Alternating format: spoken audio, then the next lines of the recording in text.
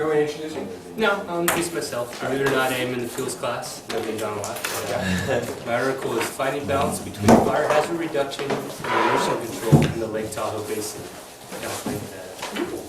I'm sure like a lot of people I had a hard time pinpointing an article that I actually cared about instead of just finding one, doing one. You know, I found some interesting topics like Chernobyl, how plants are decaying and there's no fuel reduction there. And I also found another one on how procrastinators are 16% more creative, which I'm sure procrastinator wrote to give justification. But, you know, I waited until last week and I really wanted to find something that, you know, sparked my interest, and I came upon this topic. So continue. So just highlight the information real quick. So erosion from snowmelt with simulated experiments in the Lake Tahoe Basin. Masticated fuels and runoff was 25% plus, reduced erosion by 90%. This is just all the data like summed up so we know what we're looking at when I'm going through it. Even distribution of 25% of original masticated fuels led to reduced erosion by 44%, so almost 50% effectiveness in reducing runoff. Something I really liked was erosion was inconsequential when it was 35% or less of the plot area was burned and prescribed. So they didn't have to do measures of that small bit, so that comes in the mosaic potential later. Results suggest fuel patchiness reduces erosion while simultaneously reducing fire potential spread. Yeah, we all kind of know that, but I'll dive into, you know, something like, oh, it's going to slow down water erosion. But it dives into it, kind of pinpoints that location of where it becomes effective at one point to do this mastication. It becomes a better tool. So, my presentation is 5 parts as it goes through this article. There's introduction, materials and methods, results, discussions, and questions and possible future applications.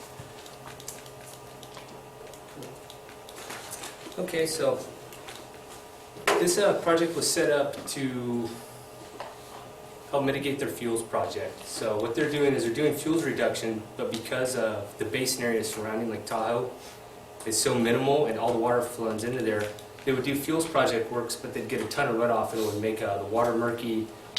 It would affect the ecosystem of the lake, and it would also start to affect the money's draw. Everybody goes to Lake Tahoe for the water during the summer, so they're fishing. It's a lot of their industry, so they get a lot of public pressure to keep this clean and to watch over it. But they also have a ton of public pressure to do fuels projects because they have the fire in 07 there, which caused a ton of runoff. So they're damned if they do and damned if they don't. So like, well, at what point do we do this project?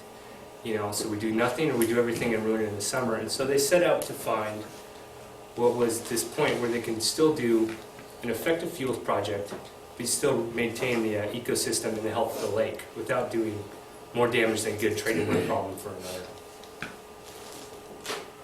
So, and another reason why I really like this project is while I was reading it, we always talk about these slides that you remember in your head. So they talk about when we first start fire, like remember this, put this on a slide when you see in the future. And as I was reading it, these things would pop in my head from the fuels course we're talking about. Garth Crow, Emily Fudge talking about erosion and making sure that your mastication or your project work, your contractors are doing a great job or being effective instead of just going out there half-assing it, getting it good, looks on paper it's ineffective. So the top one, this, you know, we've all seen this, so just masticated fuel. It's just chipping up, putting it down. It hasn't removed the energy, it's just changed its form. So we get a lot of lower heat, you know, sponginess, and we've all seen this before. And then the bottom is the mosaic burn pattern. You're like, sometimes people say it looks like crap. It didn't burn the whole way, you know, it was a bad day to burn, there's too much water, this or that. But they were finding out that this bottom way was actually good to put retain water erosion.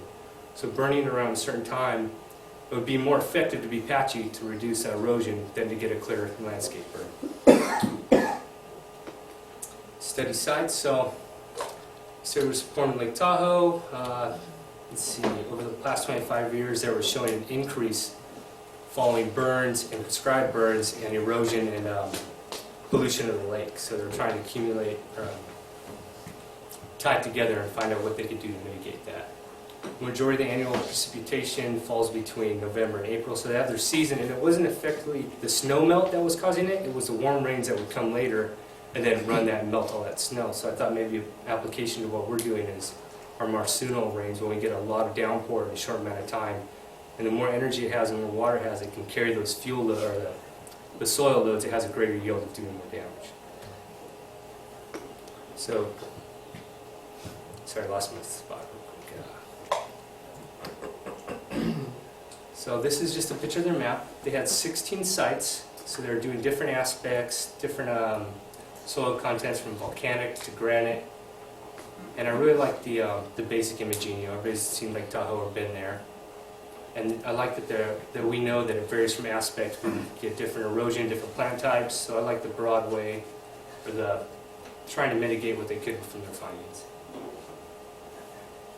And then again, this was a table from the paper that I gave out to all you guys. It's all their different sites. We're looking at soil type, the parent material. They have stats in there, the infiltration rate, and the bulk density. So those soil samples were taken at a couple of them because it wasn't practical. It was all granite. There was no soil to take from it. It was patchy already. K indicates hydraulic conductivity. Let's see, to try to write down what hydraulic conductivity real quick.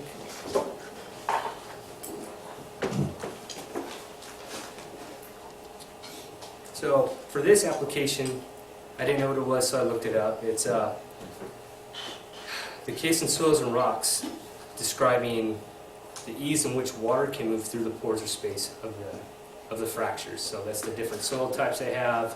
They're talking about their duff layer, their sediments, their mastication. Just trying to figure out how fast this moves through. So real simple, you know. They did 5 by 2 meter plots, contained a fuel treatment, which masticated fuels were manipulated by varying spatial dispersion and thickness. So that first one's a control. They have no mastication, no nothing. It's just bare soil. The second one, they did 25%, 50%, 75% patchy, and then 100% patchy. So the two outlier of the controls are getting the range of the way it's going to work. The comparisons vary. The spatial distribution of fuels were designed to evaluate the proportion of ground area covered by fuels is necessary to trap sediment contributed to portion of bare material soil area. Then this one, I was looking through another slide that popped in my head was the Brown's fuel model that we do. Getting that top layer, you know, trying to see what it is, like we talked about it today, you know, new fuels, masticated, design of the dimensions, even rotation plots. Treatments were characterized by varying amounts of woody surface, fuel reduction within masticated areas. So they wanted to keep the continuity the same. They wanted to make sure it was throughout the whole project. They just wanted to see the thickness or the amount that they could leave that would still be effective in retaining soils. You know, they categorized it by consumption levels. So 0 to 25% of the area was burned. 25 to 50%, you know, all the way up to 75 to 100%. This isn't from theirs. I just made this table up to kind of represent what it would be like if they were recording. So also the post-coverage type, so after the fire that included the project burn was incomplete burn, incomplete with ash, bare minimal soil, and unburned. And I like the way that they represented the data in this because you could talk to any of us or anybody in the public and they could walk out and be like, oh, that's that, I understand that, instead of this has this much percentage of soil, this retained this, you know, all I've got really in depth. There's another reason why I actually really like this paper because they broke it down in percentage, or they displayed the information in a way that somebody could just come up and read it and not get lost in it. Again, came up with stats. It goes really in depth towards the end of the paper, talking about how in depth it was. They each have developed this equation to plot burn severity for them. B estimated the soil severity value, and it goes into real depth of what each part was, you know, plugging it in, doing that. What I got out of it, or what most people get out of it, is the soil burn severity class. So low severity was less than 30%, medium severity was 30 to 60, and greater than 60 was the higher burns. And they took this and they plotted in the graph, and they got linear lines and models, and see if they can feature implications for it. So next they decided to go and do field experiments instead of trying to replicate in the lab. They still had control measures, but a runoff simulation was conducted in an identical manner at both masticated and prescribed sites. So they were trying to just see what type of techniques work better and trying to get that medium of their fuels projects. The constant level indicator introduced water directly to the runoff, which I have another picture that will actually show the experiment after this, so you just read the descriptions. A thin layer of wet, boner-tight clay was placed under the edge of the apron to prevent leakage beneath. So they're not having water lose trying to do another control method. So here's what their project looked like on the 16 sites. They had a water delivery system, which was in just a bladder bag on the back of the truck. They had a constant level indicator, was this bucket with a pump, and they deal with it. They have the runoff simulator trying to simulate the snow melt off from the warm rains. You can see they're just a little 5 by 2 meter plot, and at the bottom on this far left hand is a collection. So as it ran through there, they could actually see and collect the water, and they would take and do all their samples and see what left, what was remaining in the soil, how much runoff. And I like field experiments. You know, I've done a lot of lab stuff. It's great and all, but the thing about this is it's still controlled. I would like to see something I'll talk about later in my weakness, maybe do these plots and see how they affect in actual real-world conditions without water manipulation. I don't know how it would be done, but it was just an idea that popped in my head when I was reading it. Okay, sediment particle size, percentage versus sediment yield. This is where they got all their data, and if you want to read the paper in the bottom, it starts going really in depth to stats and talking about it and giving evidence, which I know they need to do. And it kind of lost me. I've taken stats classes before, but even when I was in stats class, I had a hard time understanding what was going on. You know, I barely squeezed through with the C, and that's all I wanted and got out of it. But so just spatial data, their different particle size, how much water. Oh, also in the experiments, they tried different intervals of rain, different intervals of the amount of water that came down. Discussion. They found residual surface fuels following mechanical mastication reduced erosion by promoting high rates of infiltration and limiting soil detachment from erosion forces due to overflow. So they're taking their project work and they're trying to fine tune it to seeing like when they're going to be most effective. They found out that 35%, if they leave 35% of the masticated material behind, or they only masticate 35% of it and burn the rest of it, they could still retain soil and still get a decent fuel buffer or project work done. And also seeing this is, I spent most of my winter up in Mount Laguna seeing all the different project burns.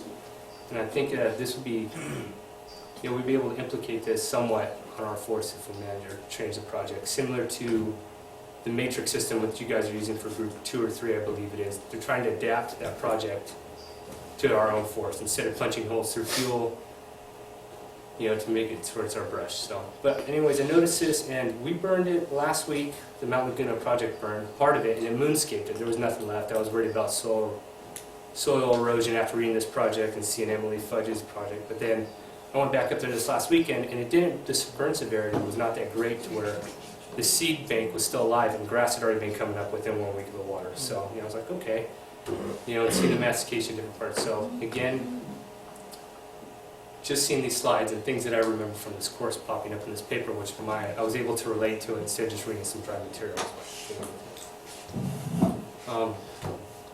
Weaknesses of it, you know, it's made for Lake Tahoe Basin, a little different.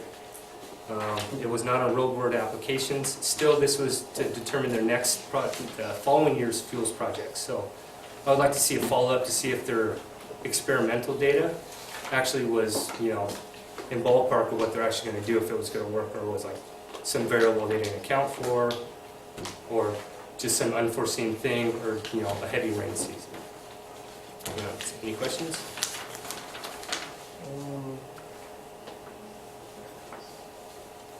So did they account for,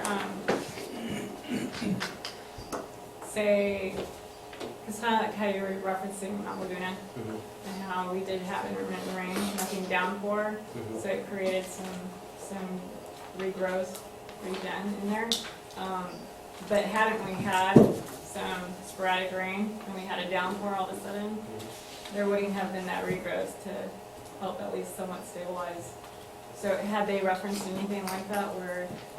So kind of like that, I'm thinking more like seasonal burn, like we're always supposed to be within our parameters of a burn, maybe doing certain types of burns in certain aspects, or slope, you know, maybe we've got to wait to a certain time of the season so that we won't get those big downpours. They kind of reference that, trying to, like I said, their warm rains is where they get their runoff, not necessarily their snow season, so they waited until their late winter, early spring to kind of replicate it to see that. So that's what I was just trying to think of, applying that to my home unit and trying how I could relate to it. So maybe not necessarily the same project, but just these slides and things that caught my attention when I was reading it. So going back to conclusions, you had mentioned like the 35%, they said there was no detrimental effect. Did they come up with some thresholds? They did. Did I miss that? I didn't talk about it too deep because that was towards the end when they're starting to get really into all their different support for their statistical analysis. And that was just for their models that they did where they prescribed burn it. They were just seeing the collection tubes at the bottom. So if there was 35%, was it 35% unburned, they weren't seeing it different. They was stopping the erosion from doing it. So if it was greater than 35%, they were able to collect it and not seeing any difference between. I'm having a hard time wording it right now. I guess my question is, did they come up with like a recommended target consumption rate that didn't have any like sort of deleterious effects?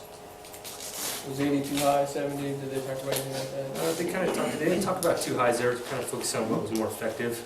Oh, So I didn't see like anything like that. Like over 100%, yeah, they knew that was just going to be complete runoff.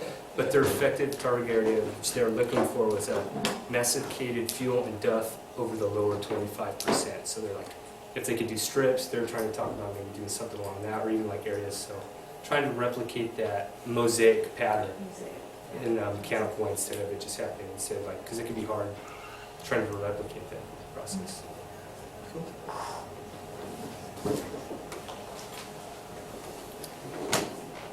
other questions for? All right, thank you. Good job.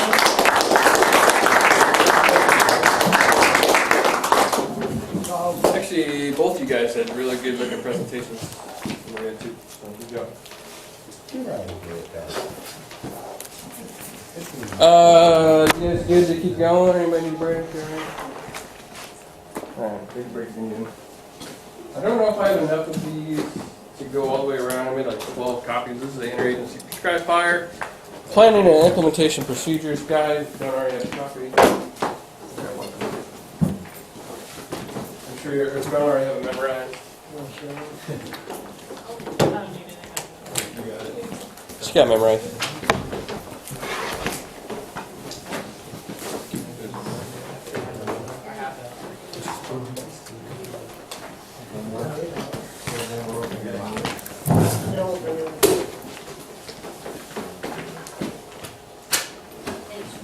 You are very She didn't.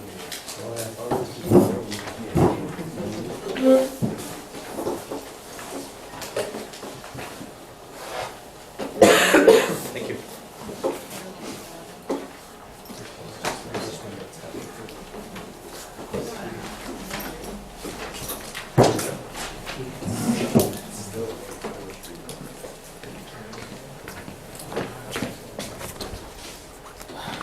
All right.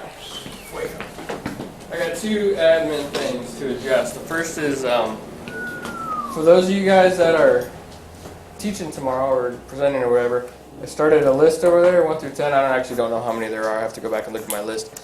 Go ahead and sign up for when you want to go or where you want to go. I want to make sure we have everybody captured.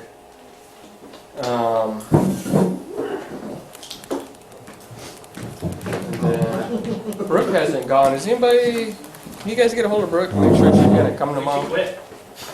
Did she? No. Anyway, you guys can maybe. Somebody? I'm trying to get a hold of her too, but she needs to come to be able to pass. She said she's on tomorrow. Good. Glad to hear that. And then the other thing is, I'm kind of curious how many people there are. I've got a list in my. I forgot to bring my folder. If you haven't gone, I will remember because I haven't written down. I went right after snow, you remember? I liked your presentation. I remember that. I went before snow. That might have been when you stepped out that day. Wow. Who else we got? Sal already went. Who's missing? Lisa already went. Vega. Ray Vega. And Lorenzo went. Did Vega go? He didn't go. Did he go already? Is he here? I saw him outside, but I don't know if he's... No, you didn't see I Ray. heard a Ray's rumor he's gone. in the engine. Vega? No, he's not here for a while. Well, he didn't do his presentation. He went after me and Jose. No, I thought he went before me. I'll go last, I don't want to intimidate anybody. He was hoping while I was asleep. You can't go to lunch. Ray's might have to do this. Or not Ray. Ray. Sorry. I know. Whatever. You're gonna do it twice, man. I'll do my graduation. All right. put Brooke up there. Just start putting them randomly? Well, I don't know, Oh, whatever. We're gonna have 2 days. No, it really ends up being about 3.5, 4 hours. Depending on. And that's the thing too, is you guys need to keep in mind you don't have an hour. Okay. It needs to be 15 to 25 minutes. Oh, I didn't. Max. Mine's right up. So make sure you practice your presentation if you haven't already. 10 to 15. Do you have anybody just tape it and present it? No, we've not done that. Maybe we could do that. Really short. Is that everybody? So 11 folks? 12, 13, 14, 15, 16, 17. There should be one more. 11, 12, 13, 14, 15. Oh, what's that? Oh, wait, no, 17, That already 18. happened. 11, 12, 13, 14, 15, 16, 17, 18. That's everybody. Disregard. So 11, divide that in half. Might be a long day. But we'll get started right at 8. That's like 4 hours. It's or at 9. We'll get started right at 9. Yeah, I'll do it. Let's talk about it. Okay, I got one other thing too, and this is you guys listen. So these are just pieces of paper, but what I like to do every year. Medium husky. No T-shirts. So that would be pretty cool. No, what we do every year is the class votes for. I don't have a better term for it other than like valedictorian. I know it. I don't have a better term. So what I want you to do is I want you to vote for one of your classmates. If you think it's yourself, that's fine too. But what we do is we vote for the person who you think, in watching your colleagues or watching yourself, has put the most into the class, has done the best, has come the furthest, who you think deserves extra special recognition after graduation. Whether that be, you've seen them come along, or you think they've put in a lot, or they've really helped you, or they really participated, or whatever you want to call it. And then the reward for that, of course, is that they get awarded the first belt buckle for the class. So, at the end of the day, if you guys could think about this, or even tomorrow, whatever you want to do, but I'll pass this out because this is a piece of paper. So you can put the name of the person. Hopefully by now you all know the names of each other in this class. And then get that to me. Do I need to have a place to put it? In the class or the group? In the class. This is class. All 18 of you. So there's 18 including yourself. So what we'll do is I'll put this little thing here. This is the camera case. We'll use this as our anonymous thing. So put it in here. You guys understand what I'm asking you to do? I'm asking you to vote for who you think deserves recognition as the whatever. Top of the class. How do you spell Jose? H-O-S-E. All right. Yeah, we don't have any double names, right? Yeah, so if you could do that by the end of the day or tomorrow or whatever, let me know, and then I'll census the people who aren't here. Okay. Where's my thing in my wallet?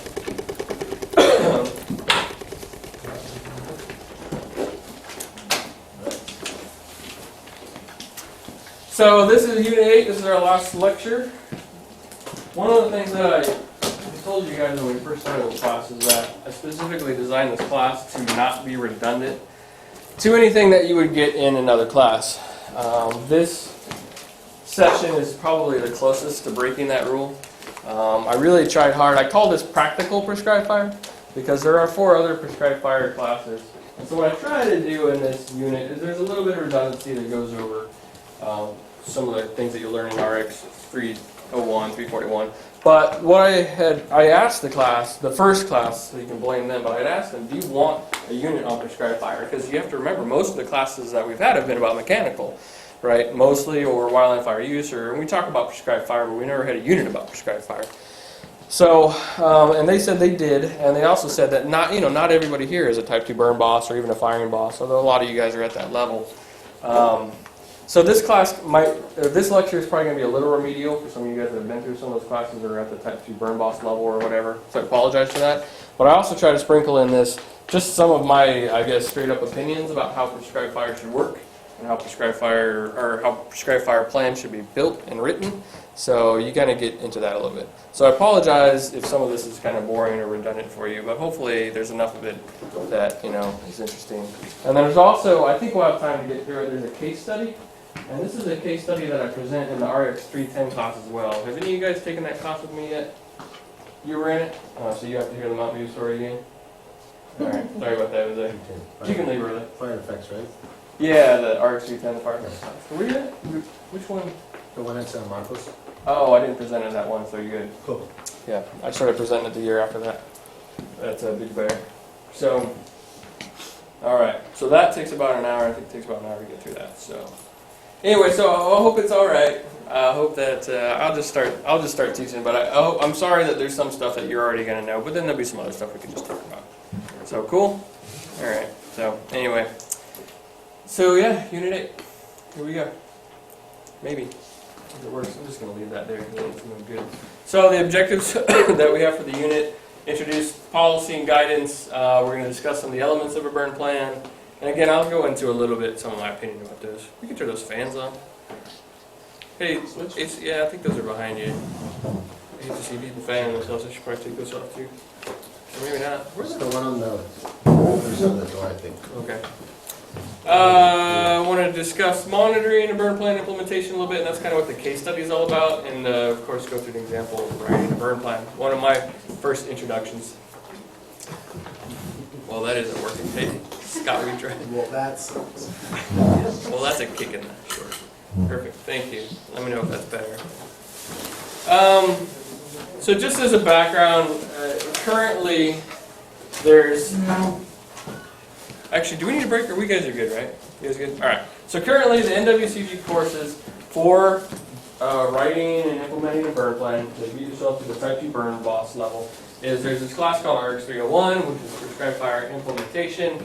It simply talks about, I'll talk about the converse first, which is that there's RX 341, which is burn plan preparation. So implementation is actually talking about how to go about actually putting on a burn. And of course, the prescribed fire plan preparation, at least when I took it, they broke you up into groups. You kind of worked yourself through writing a burn plan.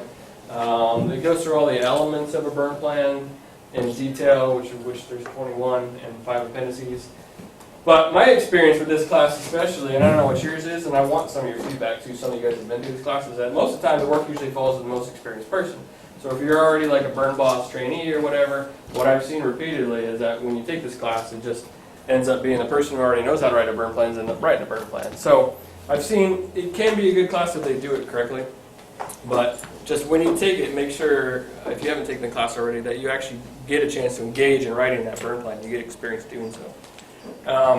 There used to be one class which was known as RX 300, and the other thing too is I was just reading a policy document on NWCG, and they're actually looking at revamping both of these classes. I've heard rumors that they're looking at consolidating them again, which is what they used to be, right? They broke about, I guess probably close to 10 years ago, they broke them apart.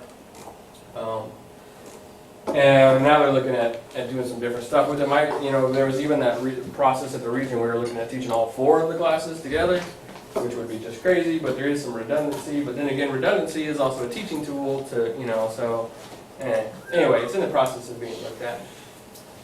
I thought I talked about the other ones. Oh well. I'll come back to that. So why do we do prescribed fire? This is always a question I like to ask, that I don't think a lot of people actually stop to think about, is why do we actually do prescribed fire? Like, why is it something that's part of our mission statement? Have you guys ever thought about that, or is it always just something that we do and it's a tool? It's part of managing the land, Uh-huh. fuels reduction, or whatever it is that you're trying to accomplish. But if we didn't do any prescribed fire, would we get in trouble? Are there places that don't really do prescribed fire? In Southern California? Sorry. Do they get in trouble for it? Well, I don't know. Are they? No. Are we? Are they have a higher budget than we do? Hands-on power make up for the difference. For the whole Southern California, I don't think so. No, they don't. No.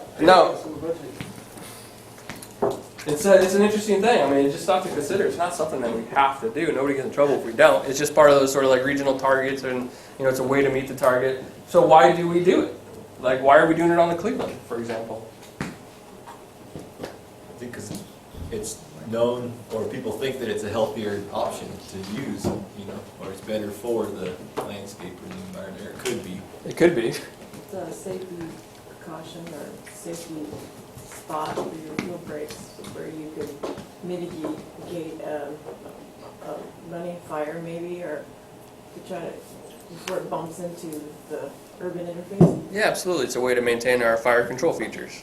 Right, absolutely. And it's a very effective way. Look at our fuel breaks. We burn our fuel breaks because that's the most efficient and effective way to maintain it. So we do it because it achieves other goals. It achieves the goals that she was saying, like for mitigating our fuel, or maintaining our fuel breaks. Also, getting rid of excess fuels, trying to reach those forest health standards. So there's reasons to do it, but just take a step back and realize there's nothing that says you have to do it. You don't get hired and say, Jose, you have to be on a burn 10 days out of the year, otherwise you're fired, right? Nothing like that. There is talk about it in our land management plan. We have to follow our land management plan. But again, there's guidelines. I think our LMP actually says something like we have to be creating or maintaining, I think, 1,400 acres of fuel breaks a year or something like that. Some crazy high number that we've never even got close to achieving. It's actually in our LMP, so we're not achieving that, but we're getting close. But they actually throw verbiage out there too that if you don't accomplish something due to safety, you're okay. Oh, yeah, the safety card. Yeah, that's true too. That's true too. So the IPFPIPG, is that document. It's the Interagency Prescribed Fire Plan and Implementation Procedures Guide, which is called the Prescribed Fire Guide. It's actually our policy, and there's a quote from it in the executive summary. And that is, prescribed fire is used to alter, maintain, or restore vegetated communities, achieve desired resource conditions, and to protect life, property, values. All the stuff that we talk about all year round is a reason why we use prescribed fire. I mean, prescribed fire is clearly a tool. It's clearly something we can use. So I actually kind of like this quote from the guide. I think it's still in the guide. Some of this is a little dated. So what lets us do it? What's our policy framework? You guys all know how much I like policy. So what allows us to do it? Remember from Unit 1, our Federal Wildland Fire Management policy? Remember? Our overarching wildland fire policy, which got rid of fire use, and now it's planned and unplanned fire. We'll talk about unplanned fire. It talks about the use of prescribed fire is now planned fire. The Wildland Fire Management Policy talks about using planned fire to achieve these same goals that we've been talking about. I don't need to beat that dead horse. There's also the Red Book. The Red Book, you should all be familiar with, talks about the use of prescribed fire. I can't remember the chapter now, but there's a whole bunch of it in there.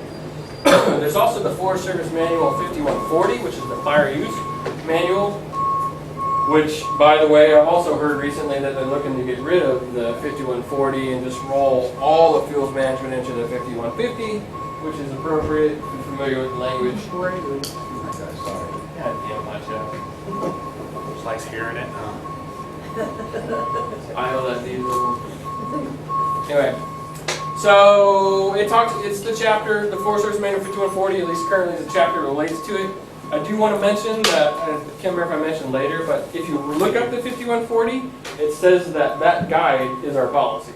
So there's barely anything in the 5140. It says, incorporated by reference, the Interagency Prescribed Fire Planning and Implementation Procedures Guide is what we need to follow. So there's very little in there anymore. And then, of course, there's the guide, which is more or less our 5140. So that book, and my point is that Interagency Procedures Guide is our incorporated by reference Forest Service manual, which means we have to follow the guide in here. That is what dictates that we have to do it. Make sense? Got that? So why would you put on a burn? I don't know you guys know this. This is almost cheeky to say, but right, proper land management means using the proper tool. Have we talked about a lot of this class about using the right tool in the landscape and how prescribed fire is? It's prescribed fire. So ignoring our maintenance treatments, is prescribed fire the right tool for our landscape, like our standing brush? You say yeah? Okay. Any other opinion? As opposed to what? Just in general? That question? Just in general, to either not do anything, Or mastication? masticating, I don't know, whatever. Treatment? prescribed fire is the right tool to use, and I don't want to say too much because it's also getting into a little bit of my thing tomorrow. Sure. It's the right tool to use. However, another old quote was that when it's the right time to burn, the fuels won't burn. When the fuels will burn is the wrong time to burn. So Yep. Yeah. that's my personal. Although we've talked enough about ecological restoration and stuff, remember we all know that chaparral as a system likes to burn under the high intensity fires, but we can never prescribe burn. They used to go blow the holes. Anyway, it's always a question. And as a fire and a fuels planner, you should know, is it the proper land management tool? Is it the proper tool for what you want to achieve? Right? Prescribed fire is just one of the tools, and there's actually have a great book written by Arno and Fielder, Carl Fielder, and Stephen Arno. It's called Mimicking Nature's Fire or something like that. Have you guys ever heard of that? It's a great book.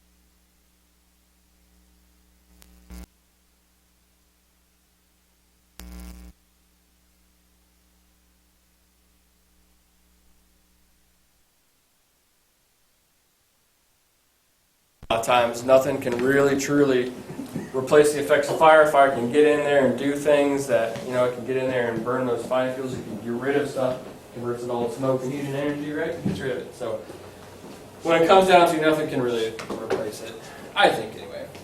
So this is a reference for you. This is a couple of the links, and I updated these links because they had changed since the last time I did this presentation.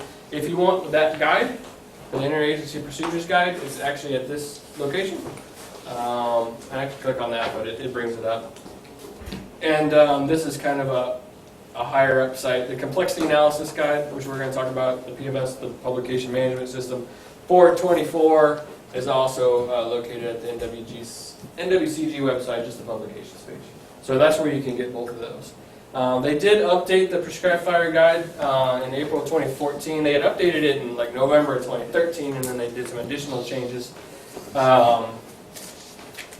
The last update, I think, was in 2008. You guys remember that? I think it was 2008 was the one we were operating, and then they made some changes to it. Some things that they added, some lesson learned sidebar. This is an interesting thing. If you look in that guide, I haven't read a ton of these, to be perfectly honest with you, but if you just flip through here, they have what they call like little lessons learned boxes, and they're actually kind of cool. What they do is, I guess, you go through the elements and you go through this book. It just provides little sort of learning lessons that helps you when you're writing your burn plans to just kind of give some perspective. It's almost kind of like a friend sitting there, saying, hey, this is something that happened when I was working on this particular element or whatever. So it's kind of a cool little thing. They changed element 2 to something that used to be just a go, no, go, but now it's the agency administrator ignition authorization. There's some minor changes. One interesting thing is that for the contingency planning, they actually brought back this concept of management action points. Management action points are something that we used to see in wildland fire use fires, which is like if the fire gets to this point, then we'll take this action. It had been taken out of the prescribed fire guide previously, and now they just put it back in. Some people like management action points, some people don't. They can be, useful for a trigger point on a fire or whatever, but you can also use them for, again, for your contingency planning when you're, like if the fire escapes, you can put some points, you're like, if the fire were to escape and get to here, then we need to call on the whole world. Or, before that point, though, we'll try to manage and we'll try to clear it out. So it's just something you can do, but it's not required. Okay? It's just something that they brought in as an option.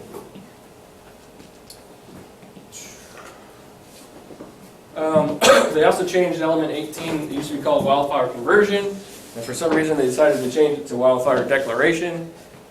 So instead of converting a fire, you're now declaring a fire, which I always think is funny because I always think it's like antebellum, from, well, I declare that this is a wildfire. I don't know. You have to do a southern accent. Right, as you can do, right? No. Ow! Right. Before you just convert it, now you declare. They redid the declared wildfire review section on page 40, and now safety is called risk management. If you guys haven't heard that before, we don't do safety as risk management. Yes, ma'am. The classes haven't been updated though to reflect Yeah. the changes because it's still wildfire. They still teach wildfire conversion. That's a great point. That's the reason why they're looking at updating 301 and 341. Yeah, I forgot about that. That's the reason. Yeah, because they keep changing the policies, and of course it takes a long time for the curriculums to catch up. So yeah, good point. So if anybody's taken those classes last year or since then, until they update in a couple years, there's probably going to be some inconsistencies. Although we taught 341 and 301 within the last couple years after this, and there's a sheet that came out. It's a course correction sheet. I don't know if you've seen that, but there actually is a course correction sheet that NWCG produced, which says even though you're teaching the class, you need to change this, this, and this, like element 18. We actually did use that now that I think about that too, thinking further. Yeah, so. All right, and then some other miscellaneous stuff. For the most part, the guide looks pretty much the same as it did in 2008, but there's some changes that you just need to be aware if you're interested. Anyway, so that's the guide. All right, so I always say, cool people know what's in the guide, right? Super cool friends. All your cool friends know what is in the guide. I'm not gonna try it. It's page 9. Oh, we start looking through all this. I want to take a lot of time with it. That's worth it to flip through, though, guys. Oh man, did I totally? Authorities, yeah, it starts on 9. Scope, authorities, and planning process. God, I wonder if this has not been updated, because they did change it. Anyway, whatever. So it talks about the scope, the authorities, and the planning process. And basically what this early stuff does, it tells you those policies that we already discussed, what the authorities are, and then also it talks about it gives you kind of an overview about how you should be planning a prescribed burn. Page 14, it talks about responsibilities. God, I hope that's still correct. I forgot to double check when I was doing my course updates. Woohoo! All right. Sweet. So, it says 6 pages, only 3 things are bold. I can't remember what those 3 things are. Quite a few bold. Give you a 10 point. Oh, there they are. Yeah. Yep. Right there. This is something that had come up a lot before, and there's a lot of questions. They really clarified the whole technical reviewer versus prescribed fire plan preparer.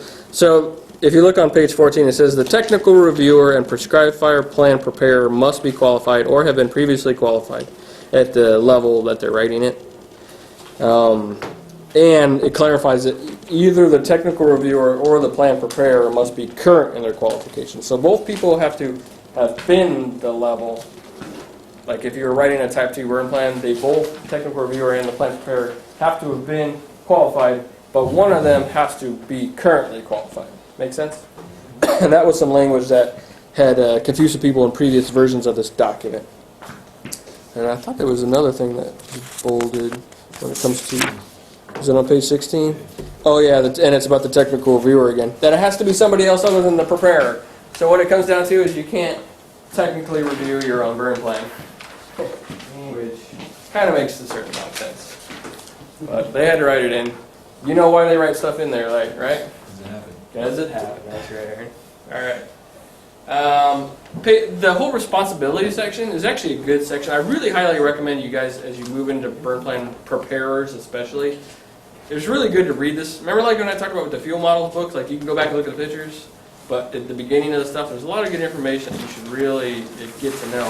This responsibility section is especially interesting. When I took this job as a forest fuels officer, I had to go back through this and really start to learn these as I was starting to guide, our policies, especially with like wildfire conversions and who has to do what. So I recommend that you look at that.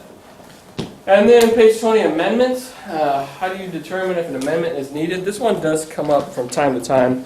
And God, we've done so many freaking amendments. Like when they made these changes with this new guide, there was like 2 or 3 major things. The element 2A and 2B, which is the go, no-go checklist and the agency administrator ignition authorization form or whatever it's called. That changed, so we had to do an amendment that changed that to the new one.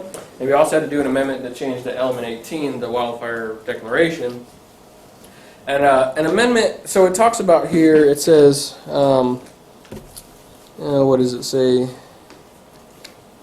The need for technical review will be determined and justified. So basically, if you want to amend a burn plan, there's some things you can do that doesn't need to go back through technical review, and there's some things you can do just with a new signature. And it gives some examples for why you might change, and then it talks about some flexity that gets built into it. Basically, if you're changing anything with the prescription, the ignition plan, probably the holding plan, if you're changing any of the major elements that are sort of like the fundamentals of the burn plan, like when you're going to burn it, all that needs to be, if you want to change that, it needs to be gone back through a technical review. Okay, because probably your complexity analysis is going to change, your ignition plan, your holding plan, all that stuff is going to change. So it needs to be re-reviewed. And anyway, to do an amendment, it's actually pretty easy. All you got to do is, if you say you want to change element 4, all you have to do is there's a template for it, and you write a narrative about what you're changing, and you just include that one element. Like you don't have to change the entire burn plan. You just that one element. You sign that with a new cover page on the front, and you just attach that to the front. It's actually like if it's only one element, it's only like 3 pages that you attach to the front. So burn plans can get amended. The reason I'm really stressing is that every single one of our burn plans on the forest right now should have at least one.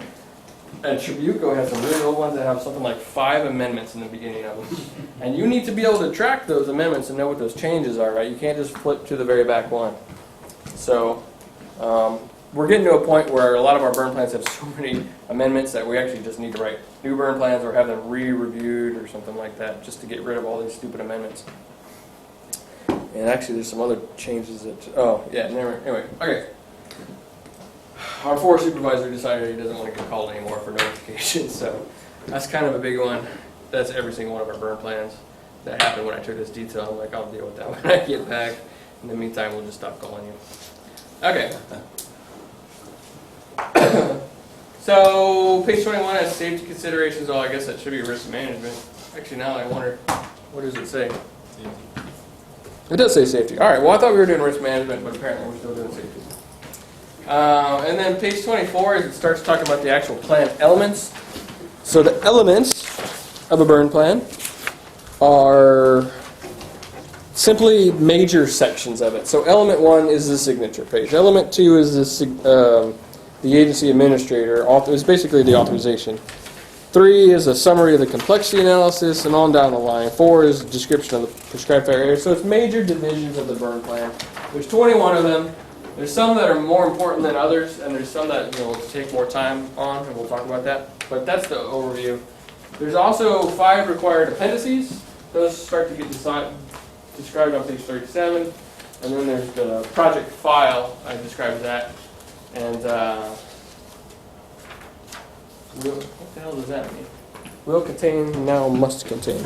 I don't know what that refers to, actually. 20. Sorry, I lost my train of thought with this because that doesn't make any sense to me. Oh well. Anyway, page 40, the reviews, and that's mostly just talking about the. Well, there's the technical review, which is you have somebody that's an experienced burn plan writer and burn plan preparer. They'll do a technical review, and that's one of the appendices. And then you have to do, like there's all kinds of different reviews that you can do with burn plans at the local level. Our forest has decided, that was another one of the changes, is that we decided to have the resource shop also sign our burn plans. So now it's, and also the rangers, they want to have sign our burn plans now. So we have to change that whole signature page. Your page 28 is actually page 39, project file, Oh, okay. and it has what it must contain. Is that what it is? I'm sorry that's outdated, guys. I didn't catch that. I forgot that they had redone, because they had done it one in November, and then I had changed this whole thing, and then, anyway, whatever. So what's the will versus must? I think it just used to be will contain, now it says must contain. Yep. Oh, must contain. Oh, okay. Well, that's a minor change. Yep. Yeah, okay. All right. You must do it. What's the difference between will and must? Well, you will. You must. I guess so, right? Alright. I'm good with that. Alright. So again, pretty simple, 21 elements, 5 appendices. Shouldn't take you more than an hour or two, right? Yeah, you're doing it right. Alright, so just wanted to go through real quick on some of these. Again, I know a lot of you guys have seen this. How much of this is this pretty remedial for most folks, or is anybody that you've never seen this before? Do you? Alright, good. I'm glad. I'm teaching to you guys. The rest of you, it's a good review. So, just element 1, signature page. This is a template, so you don't have to do anything. It's written for you. So it's easy. All you got to do is just... and speaking of that, on the O drive, the Cleveland, speaking of the Cleveland, we have 2 standard burn plans. And what I do as the Forest Fuels Manager is that I update those burn plans, the blank templates, with all the latest new policy stuff. So if you pull a blank burn plan off the O drive, it has all the latest policies, including the local, the national policies. So that's what I do. And there's 2. There's a type 1 and a type 2 burn plan, and then there's a type 3 burn plan. And the reason there's a difference between those is because we have some local policies that are different between type 3s and type 1 and 2s. Okay, so if you as a burn plan writer on the Cleveland National Forest, when you're going to write a new burn plan, you have to go to the O drive and pull that template off and pull the latest one. Okay, all right. What's the difference in the policy? It's probably between the type 1 and 2 and 3, right? Between the two, So 1 and 2 are probably one type and type 3 is another? Or? It's I think it has to do with the I'd have to look. I think it has to do with that whole Santa Ana wind thing. Oh, okay. Yeah, I think it has to do. It's one of those policies. Yeah, I'm pretty sure that's the difference. That makes sense. Yep. So again, element 2 also is a template which is written for you. All you gotta do is fill out the top, and it's pretty simple. Element 3 is the complexity analysis summary. So I just want to talk about the complexity analysis real quick. The complexity analysis, which is technically one of the appendices, is a completely separate document. And in my opinion, most of the time the complexity analysis actually takes longer than the actual burn plan to write. I don't know if you guys that have written burn plans feel about that, but if you're doing a complexity analysis correctly, the way that I like to see it get done anyway, is you're actually thinking about every one of those, and there's God, how many different, I can't remember, there's something like 20 or 18 different things you have to go through, and there's a pre and a post, and we'll talk about that in a little bit. But what you're doing is, in order to get to determine whether you have a type 1, a type 2, or a type 3 burn plan, you have to go through this summary, and it talks about the number of dependents of activities, what the potential consequences, the on and off-site values, all kinds of things. And I think we talk about it in here. And you have to go, okay, from what I know about this burn plan, this is there, and I rate this as high, or I can mitigate. And you have to rate it from low, moderate, high. I think is how it's written. And you do a numerical summary, and then it tells you, it spits out what the complexity of your burn is, whether it's a type 2 or a type 1 burn. And it takes a lot, honestly, if you're really thinking about it and you're writing it well, it takes a lot of time to do. It takes at least as much time as the actual burn plan. But element 3 is a summary of that. There's a summary of the numerics, moderate, low, high, and it says this is what the burn plan is. It's a moderate burn plan, it's a type 2. So that's what element 3 is. Element 4 is probably one of the more important ones. It's the description of the project area. There's 4 parts to it, A, B, C, and D. And in that, you're just describing what is the area, what's lat and long, what's it look like, what's the fuels, and all that stuff that's associated with just the area, the project area. Element 5, also very important, the objective section. Why are you even doing this burn plan in the first place? And I say here, objectives come from NEPA. Remember, I've been stressing this with you guys for so long, is that we shouldn't just be making up our own objectives, which quite frankly I saw a lot of when I got here, which is that we're just like, yeah, we want it to be 80% reduction of the fine fuels or whatever. And I was like, why is it that? And there's prescribed fire objectives, and then there's it's called resource objectives and prescribed fire objectives. So the resource objectives especially come from the NEPA, and then the prescribed fire objectives flow from those. It's like, if we want to meet these resource objectives, what are our prescribed fire objectives? Remember when we talked about writing research questions? When we're like, you can ask this question, but you really want to ask this question? It's kind of like that with these objectives. Like if you want to say you want to retain, I don't know, try to come up with an example, retain 10 snags per acre. Well, how are you going to write, that's a resource objective, right? Retaining 10 snags per acre for habitat. Well, how are you going to write that as a prescribed fire objective? Any ideas? Because these are the things that you have to try to come up with. Because most of the time the resource objectives are the ones in the NEPA, and then we have to come up with prescribed fire objectives to support it. So if you have 10 snags per acre and you want to retain it on a landscape, how are you going to write a prescribed fire objective to do that? You have to write a certain time frame where the intensity is low enough not to kill trees. Well, if they're already snags, you're not worried about them being dead. I thought you said trees, I'm sorry. I'm sorry, snags. I meant snags. Okay. Snags. You figured how many you have per acre on average, you can say a percentage, so that you're not tying someone to a corner that you have to leave 10. And let's just go say, do everything we can to save those 10, but you could, maybe if there's 100, you could say, let's say 10%, for example, and that gives you your 10, approximately. But how are you going to write a prescribed fire objective? Try to maintain, try not to, just the wording's killing me now. Yeah, Retain 10% of the snags per acre, or on the project. No, that's already a resource objective. How are you going to write a prescribed fire, like an actual fire effect? Like how are you going to describe to them what you should be doing and how you're going to meet it? Limit firing to the snags. Susie was on the right track, actually. What's that? Limit the amount of firing your Intensity levels? Yeah, Through seasonality? Yeah, you could do it through seasonality. You could actually put a prescribed fire objective that you're going to go rake around 20 of the trees, or you could actually physically, you could do dot fire. Yeah, you could do dot firing to reduce intensities. There's all kinds of things that you can do to try to attain that. And you're on the right track too, CJ. It's just it's hard to come up with these a lot of times, and that's why a lot of people avoid doing this, is because it's not easy. But this is a legal document, right? So if something went wrong and that happened, you'd have to write some kind of litigation saying why that happened anyways. Well, keep in mind that a NEPA is also a legal document. So it's not like you're getting away from a legal document. And if it's in the NEPA, we need to follow it. Remember, a prescribed burn plan is an implementation document of a planning document. So you have a planning document, which is the NEPA. The burn plan is just another document that talks about how you're going to implement that NEPA. That's the relationship between those documents. So if you went on to the parameters, that's the description part?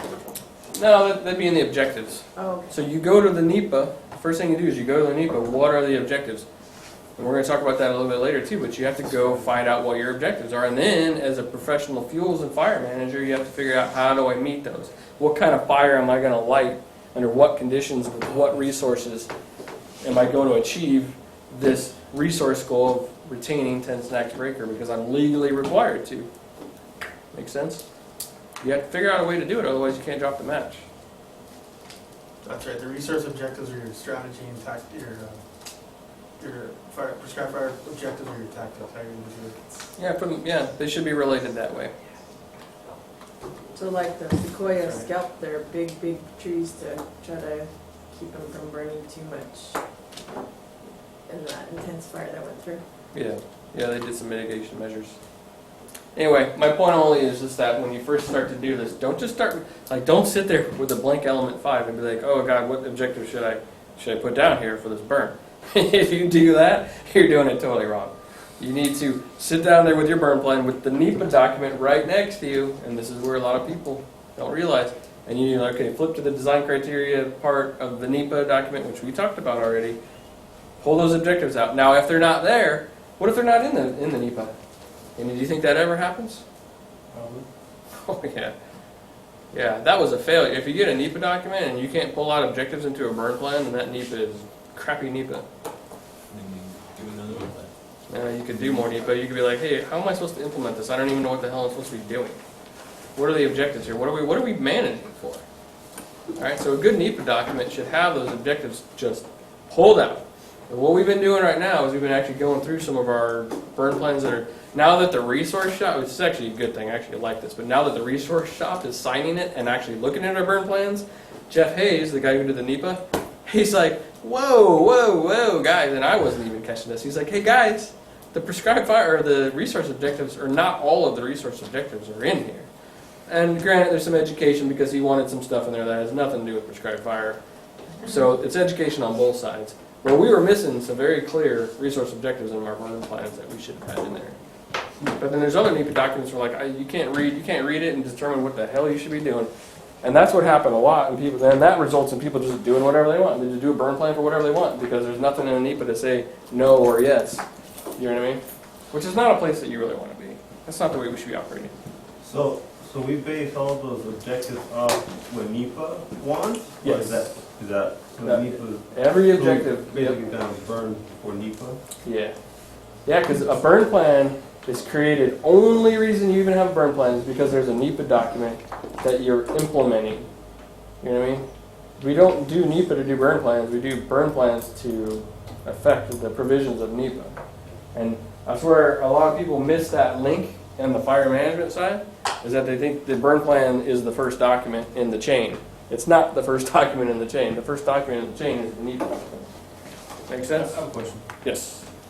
So when you're doing the left leg portion of it and you're going through your burn plan, these guys are on board with you. Yeah. Okay, this is what we want to do. We want to put a fuel break from this point A to point Z, whatever the case may be. Mm-hmm. And as long as you're in guidance with their NEPA and you're hitting your objectives at the same time, it's I guess you're grabbing their objectives, making sure you're following what they're trying to, I guess, paint a picture. It needs to follow this because of whatever is in that location you're trying to burn. But then it's almost to meet our objectives too. If we want to do a fuel break and we want to, it's almost hand in hand, I guess. Well, what you're describing is that on the left side of project development is that you're both talking. Right. That's why like you were talking about when we went over through the NEPA portion. Starting that left leg at the same time instead of, okay, hey, we're doing our burn plan, this is what we want, and then you're trying to do NEPA after the fact, and they're like, you can't do that because of this, Y, X, Y, and Z, whatever the case is. It's because fire management wasn't sitting at the table when they were developing the NEPA. Right. That's exactly what you're saying. Yep, exactly. All right, so that's objectives. We'll come back to that a little bit. Element 6 is funding. Funding is really hard to do accurately. You can get it from work plan or these stratified cost indices from WFDIS or whatever. Cost of government reports. There's a lot of different ways to do funding. Well, most of the time it's just a wag. Put $45,000. It doesn't really matter most of the time, honestly. Come on. Anybody read Winter Plan? Does it really matter? What's that? What's that? What'd you say? It doesn't really matter for the funding a lot of times, except if you're on a forest that really watches those pennies. And they might want to know what those costs are if they do a charged as works. And I've worked on, the last forest I was on, they wanted to know. I needed to put the cost of the engine per day and the cost of the people, the helicopter, the fuel, the ping pong balls and all that. And it could get pretty accurate costs. So here, not so much. Just go out there and burn. Element 7 is a prescription. This should take the most time. You should get help with this. If you ever sit down for element 7, the prescription, which is these are the conditions under which we're going to burn, the low, the moderate, the high. Unless you need to do this, you shouldn't be just reinventing this. There's a lot of work that's already been done by people for the last 100 years. They have input on under what conditions are successful. You should be looking at FEMA reports. You should be looking at old burn plans. If those met the objectives, On the other hand, if there's new resource objectives and the old burn plans aren't going to meet those, then you need to maybe develop some new prescription parameters. And there's different ways of doing this prescription too. And one thing I want to let you know, if you don't hear it anywhere else, is that the default in a burn plan, you don't have to have all the parts of that prescription. And if you look at the guide doesn't even say, the actual prescribed fire guide doesn't even say you have to have a low, moderate, high. It doesn't say you have to be bounded. It really just says you have to describe how you're going to achieve the objectives. Now, for our convenience sake, we tried to build a box, or if you use the matrix, even that is a box in a way. But there's all kinds of different ways to do a prescription. It doesn't have to be just, it needs to be between 50 and 85 degrees, between 10 and 35% RH. You just have to be able to describe adequately under what environmental conditions you're going to meet this objective of retaining those 10 snacks per acre. If Well, you, that's to do, sorry. No, That has please. to do with your behavior runs too, right?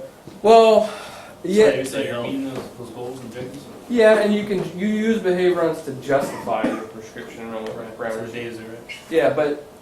Yeah, we'll get to that too.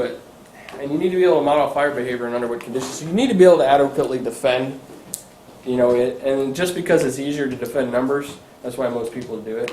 And even the matrix, you can, the matrix is kind of loose, but at least to have some bounding to it. It really, if I can, Well, of course. with like saying using the matrix and then saying using like a behave, that's really the data that supports the other side of the fence when you're telling them, yeah, it's going to burn great at 14% RH and the wind speed of 10.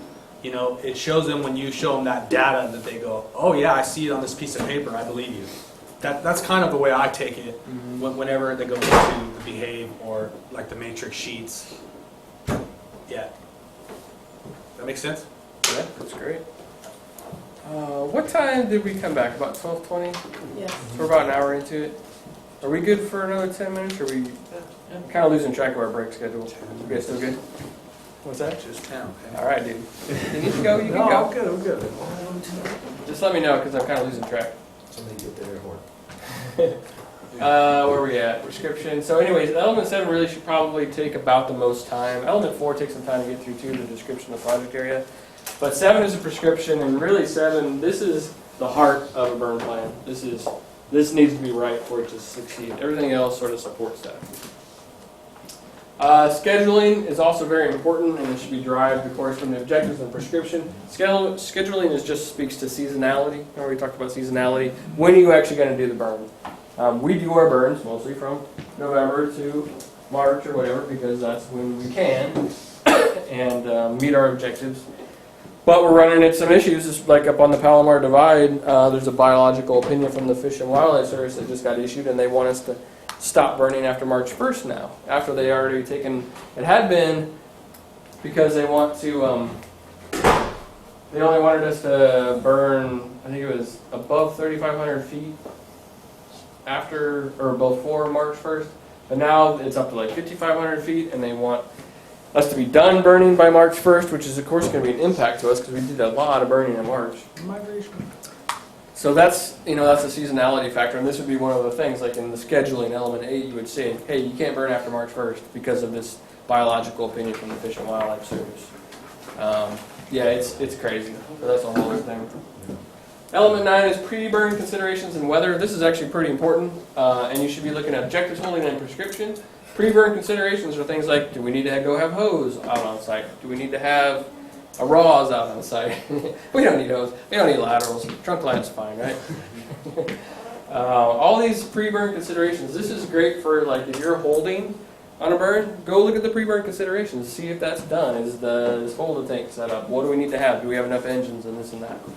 And then it talks about weather. Weather should be in the prescription.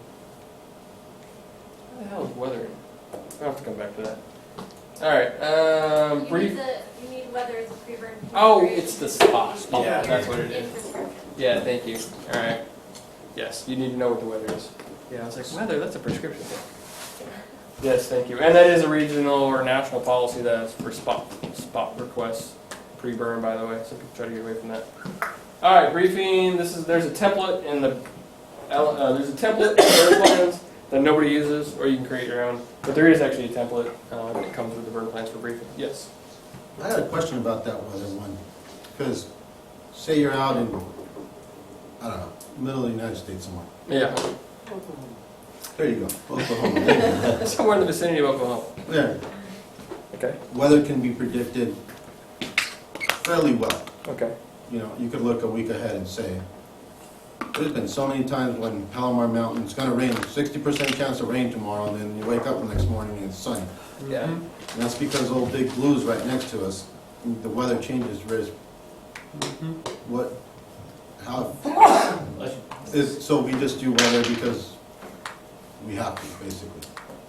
You mean like going and slinging weather the day Yes, before? pre- You have to do that to get a better spot weather forecast. And a spot weather forecast is required to burn every day that's not in active status, or every day that's in active status. And that's a national policy. Yeah, so a spot weather forecast is going to be, I don't know what the magic that these weather forecasters do, but what they say is that they need that sort of, you know, to condition their models. They need some weather. They need some weather from that particular location. I think looking for trends, make sure it's kind of matching up. Yeah, I'm sure trends would be part of it as well. Yeah, but it goes into their magic somehow. It gives them sort of a baseline to start from. So, yeah, that's why we do it, and it is important to do it to get to. And I understand the trends, but what I'm saying is sometimes it doesn't seem like it fits to our area. Like, I understand the trend issue, because you go to like an evolving wildland fire. Usually by day 5 or 6, the meteorologist has got a good grasp of the weather. Right. But with our burn windows being so sporadic and our weather being all over the place, it just seems like one of those steps we take that really don't match up to what we do. All I know is that they say that getting some weather observations the day before or two helps them. So, other than that, I don't know how their programs work, but I hear what you're saying. Yeah. Forecasts are always something we wish could be better, right? Right. Yeah, and it is difficult here. I've actually talked to those guys before at the weather center, Mm-hmm. once, and they wanted them because, like where I used to work, like every canyon would have, they have their own little microclimates sometimes, and they wanted to be able to adjust the general forecast down to that Yeah. more microclimate. But that's something, like it seemed like they had to call us, and I know when I was in Texas burning, they, for one, they put in their spot weather at like 5 in the morning, and like 5:30 they had it in hand and were going out to burn. That was kind of cool, but at the same time, when they're putting in the spot, they're on the phone with the gentleman or lady, whoever it was, and they had a full-on conversation why the person's doing their spot weather about the weather. Okay. And that's something we don't seem to do here as much. Well, we could. No, I've done that. When I've called in for my spot weather, they've called me within the hour that night. Well, I've gotten called that night, Regularly and be like, hey, what are you guys looking for? Where are you guys at elevation? but those are the questions. They're not talking like, these guys were talking like weather. Well, Not like that's a local information. relationships thing too. So I mean, you can certainly try to nurture those relationships with the weather forecasters. I know. I've never done it. I just like to get. I've gotten called like that before. Like, hey, are you really looking for these three, day of, night, and next day? Like, are you really looking for those things, or what's your, some simple information to put into the computer? But Yeah. I've never had a fun. I guess it kind of, but they know my name. They Yes. call them every day. Those guys also burn a lot. Yeah, and I get that, but like we don't. It seems like we just don't have those conversations where we could, like, we're having special considerations in this canyon or on this ridge, and here, and here's your weather, and that's what we're seeing.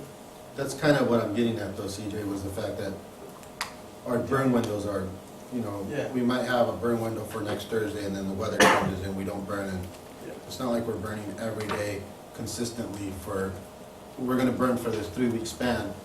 Then you could start getting spot weather forecasts, and you could really fine tune the spot weather forecast by the 4th or 5th day by turning in that weather. Yeah. Our burn windows are so, It's hard to get ahead of it. that it's hard to establish that relationship with the weather folks, I think. So the best thing to do if you're really looking for that is to put a portable RAWs out on your burn site, and then they just tell them that it's portable 40 or whatever, or 30, and then that way they can start pulling data, and then you get really good spot weather forecast when you do that. So that's the best bet. All right, cool. Good conversations. All right, element 11 is the organization and equipment. This is where you have to.